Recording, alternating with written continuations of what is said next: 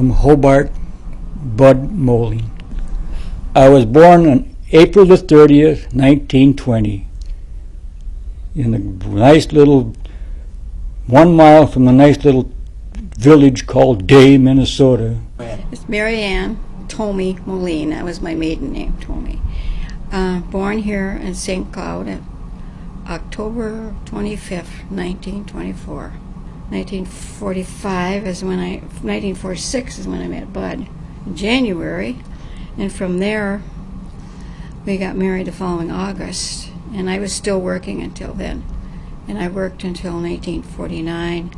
The Army was an experience. We left, well, with 41 to 42 were down to Camp Claiborne, and then the 34th Division got called up and went to Fort Dix, New Jersey, and then they decided to streamline the Army, and they went from what they called a square division to a triangle division, and they dropped D, E, and F batteries off and gave each one 6 guns instead of 4. So they had the same strength as far as artillery fire, but they took a lot less men.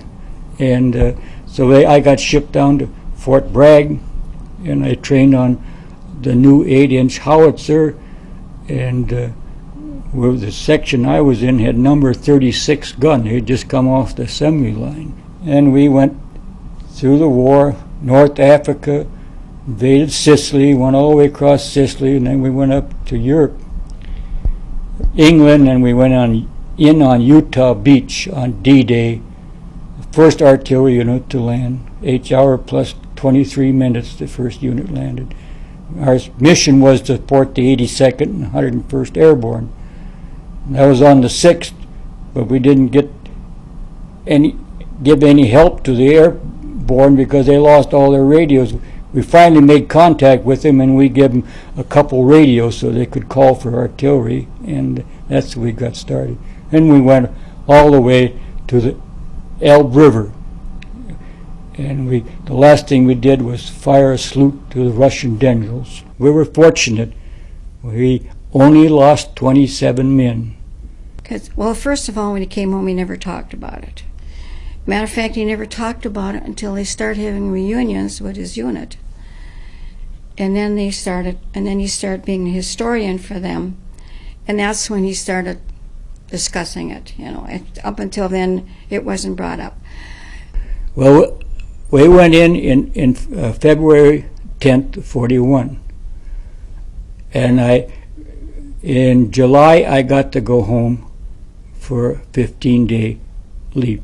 And I hitchhiked all the way from Louisiana home, so I lost about 2 days going up and 2 or 3 days coming back. And then I never got to go back home again until I came back discharged in 44. 45, yeah. Mm-hmm. Oh, yes, that was one thing we had in our battalion. We had 2 Indians from out in the desert. Navajos. At Navajos, they had their own language, and they used them. One was with the Foyer Observer, and one was at the headquarters, and they would talk in their native language, which was a real top because nobody understood them. But we were always out in the point. That was it. And Patton kind of picked us as his special troops, and it was interesting. He was in Sicily. He came over after the war was over, combat was over, to give out some decorations and talk to us. But another thing I remember about my dad, he said, whatever you do it so you wouldn't be ashamed to put your name on it. That's the words I remember him for all my life. I've tried to do it.